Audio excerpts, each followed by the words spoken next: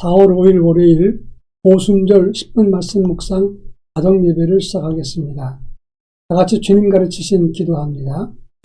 하늘에 계신 우리 아버지, 아버지의 이름을 거룩하게 하시며 아버지의 나라가 오게 하시며 아버지의 뜻이 하늘에서와 같이 땅에서도 이루어지게 하소서.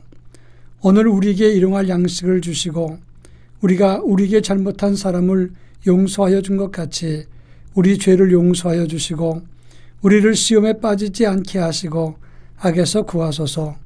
나라와 권능과 영광이 영원히 아버지의 것입니다. 아멘. 찬송가 165장 주님께 영광. 찬송가 165장을 부릅니다.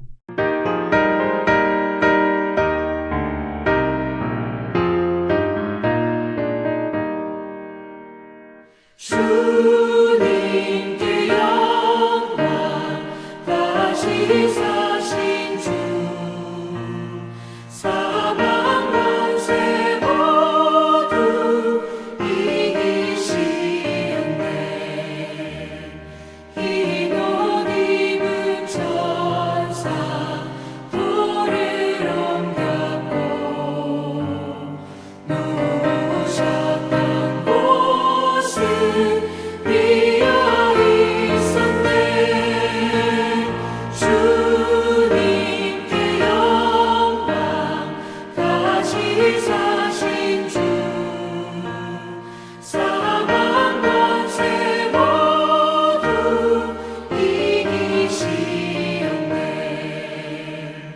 부활의 주님 나타나시사 두려움과 의심 물리치셨네. 주의 교회 기뻐 찬송하여라. 다시 사신 주님 죽음 이겼네. 주님께 영광, 다시 사신 주, 사망 권세 모두 이기시었네. 생명의 임금, 영광의 주님,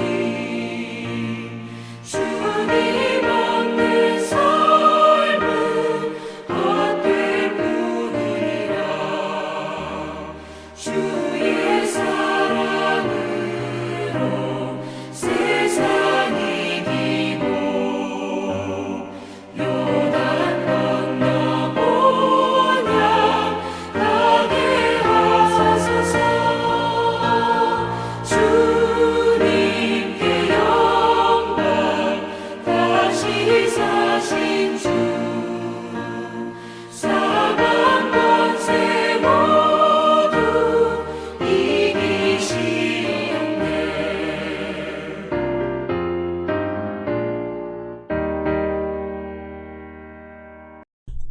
이 시간 우리에게 주시는 하나님의 말씀은 고린도전서 15장 42절로 49절 말씀입니다. 고린도전서 15장 42절로 49절 말씀을 한 절씩 교독합니다. 제가 전체를 읽겠습니다. 죽은 자의 부활도 그와 같으니 썩을 것으로 심고 썩지 아니할 것으로 다시 살아나며 욕된 것으로 심고 영광스러운 것으로 다시 살아나며 약한 것으로 심고 강한 것으로 다시 살아나며 육의 몸으로 심고 신령한 몸으로 다시 살아나나니 육의 몸이 있은즉 또 영의 몸도 있느니라. 기록된 바 첫사람 아담은 생명이 되었다함과 같이 마지막 아담은 살려주는 영이 되었나니 그러나 먼저는 신령한 사람이 아니요 육의 사람이요 그 다음에 신령한 사람이니라. 첫사람은 땅에서 났으니 흙에 속한 자이거니와 둘째 사람은 하늘에서 나셨느니라. 물을 흙에 속한 자들은 저 흙에 속한 자와 같고 물을 하늘에 속한 자들은 저 하늘에 속한 이와 같으니 우리가 흙에 속한 자의 형상을 입은 것 같이 또한 하늘에 속한 이의 형상을 입으리라. 아멘. 어제는 부활주일입니다. 사망과 죽음의 권세를 파헤치고 부활하신 예수님, 그 부활의 능력과 새 생명의 역사를 기쁨으로 맞이하는 주일이었습니다. 오늘서부터 50일 오순절을 기다리는 시기라고 말을 합니다. 부활절을 기점으로 해서 50일이 지난 다음 예루살렘 교회에 성령 강림이 임했습니다. 그래서 부활절 지난 50일을 오순절 또는 성령 강림이라고 말합니다. 금년도에는 5월 23일 주일이 바로 성령 강림 주일이 됩니다. 따라서 우리 교회는 앞으로 50일 동안 성령 강림을 사모하면서 말씀 묵상 10분 가정 예배를 시작하게 되는 것입니다. 바라기는 이 50일 동안 성령을 사모하다가 하나님의 은혜와 성령의 기름 부으심이 여러분과 여러분 가정에 가득 임하기를 원합니다. 오늘 우리가 읽은 본문의 말씀은 예수 부활을 의심했던 고린도 교인들에게 예수 부활을 설명하면서 예수 부활의 몸은 어떤 몸인가 이것을 우리에게 잘 알려준 것이 오늘 본문의 내용입니다. 이 본문의 의미를 살펴보자면 첫째로 바울은 부활의 몸을 땅에 뿌리는 씨앗으로 설명을 했습니다. 고린도전서 15장 37절로 38절까지 말씀을 보면 땅에 뿌리는 씨를 가지고 설명을 했습니다. 그래서 씨앗이라고 하는 말을 했는데 번호를 보면 아주 작은 씨앗을 의미하는 겁니다. 예를 들어서 코스모스 씨는 아주 작습니다. 잘 눈에 보이지 않지만 그것을 땅에 심으면 그것이 썩어서 똑같은 코스모스 꽃이 피게 됩니다. 그 씨는 코스모스 전체를 대신 보여주는 하나의 상징인 것입니다. 그것이 땅에 떨어져 썩어서 죽으면 똑같은 코스모스 꽃이 나타나게 되는데 이것은 두 가지 의미가 있습니다.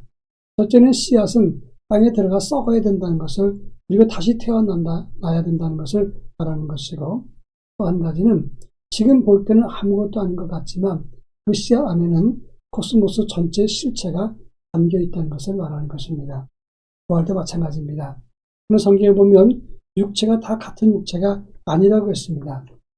부활의 몸과 같이 이제 우리도 육신의 몸이 죽어야 되는 것이고 지금의 부활신앙은 비록 작은 믿음이지만 그것이 신령한 부활 몸의 실제가 된다는 것을 말하는 것입니다. 그런가 하면 42절부터 44절에서 우리의 몸과 부활의 몸이 어떻게 다른가를 말씀하고 있습니다. 우리 몸은 썩을 몸이요 욕된 몸이고 약한 몸이고 그리고 육의 몸이라고 했습니다. 우리 인생의 생명이 끝나게 되면 몸이 썩습니다. 그래서 썩을 몸입니다. 욕심과 미혹에 미혹되는 욕된 몸이고 또 약하고 육신의 몸이기 때문에 약하고 육의 몸이다 이렇게 말하고 있는 것입니다. 그런데 예수님의 부활의 몸은 썩지 아니하고 영광스럽고 강하고 신령한 몸이야 이렇게 말씀하면서 너희의 약하고 육의 몸이 신령한 몸, 강한 몸으로 바뀌게 된다는 것을 말씀했습니다. 여러분, 엄마 뱃속에 있는 아이는 엄마 뱃속에서 살아갈 수 있도록 구성되어 있습니다. 그러나 그 몸 그대로 엄마 뱃속에서 나오면 그 아이는 죽고 맙니다. 그러니까 엄마 뱃속에 있었을 때의 상태와 몸 밖으로 나왔을 때의 모습이 다른 것입니다. 마찬가지로 지금 우리의 몸으로서는 이 세상에 사는 몸으로는 적합하지만 영원한 영생을 가진 부활된 몸으로서는 살 수가 없는 것입니다. 한마디로 말하면 우리의 육신에 죄된 몸 갖고 천국에 들어갈 수 없다는 것입니다. 그래서 우리 하나님은 예수님의 몸을 부활시키면서 그 영생의 몸, 썩지 아니하고 영광스럽고 강하고 신령한 몸을 우리에게 보여주셨고 이것을 알아볼 수 있도록 예수님을 통해서 설명하고 있는 것입니다. 여러분, 우리가 부활된 몸을 갖게 되면 예수님과 똑같은 몸으로 영생하는 삶을 갖게 된다는 것을 알아야 합니다. 마지막으로 45절에 보면 첫사람 아담이 지금의 우리의 몸을 보여주었다고 말했습니다. 45절에 보면 그 첫사람 아담이 생명이 되었다고 했는데 이 생명이 되었다는 것은 흙으로 만들어진 몸에 하나님의 생기가 들어가서 생명이 되었다는 뜻입니다. 다시 말해서 우리 몸은 생기와 물질로 만들어졌다는 것을 말합니다. 영은 하나님께로 왔고 우리 육신은 땅에서 왔기 때문에 미혹되고 죄된 몸이고 육신의 소욕에 매일 수밖에 없는 몸이 되는 겁니다. 그러니까 영으로는 하나님께 속한 것이고 몸으로서는 이 세상에 속하고 물질에 속한 것이기 때문에 하나님을 추구하지만 죄의 유혹을 끊임없이 받는 불완전한 몸이 되는 것입니다. 그러나 마지막 사람, 이 마지막 사람은 예수 그리스도를 말하는데 우리에게 살려주는 영이 되셨다라고 말씀하고 있습니다. 첫사람 아담이 땅에서 났다면 이제 마지막 사람 하늘에서 오신 예수 그리스도는 살리는 영, 그리고 산자의 모습, 신령한 몸을 우리에게 주셨다고 말씀하고 있는 것입니다. 여러분, 예수 안에 거할 때 우리는 신령한 몸을 갖게 되는 것이고 영생하는 삶을 누리게 되는 것입니다. 나라기는 지금 당장은 육의 몸을 갖고 살지만 예수 부활신앙으로 신령한 몸으로 영원한 생명을 향해서 나아가는 믿음의 삶을 살아가기를 바랍니다. 다 같이 기도합니다.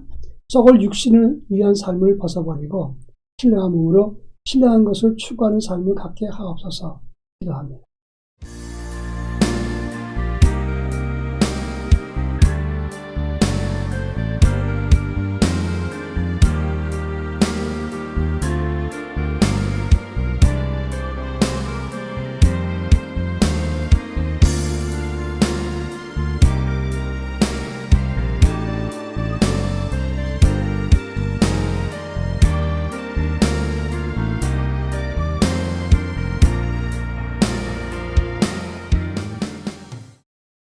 사랑 많으신 하나님 아버지, 우리의 약한 몸, 그리고 썩을 몸, 그리고 욕된 몸, 이런 몸으로 육신의 소욕을 위해서 살지 않게 도와주기 원합니다.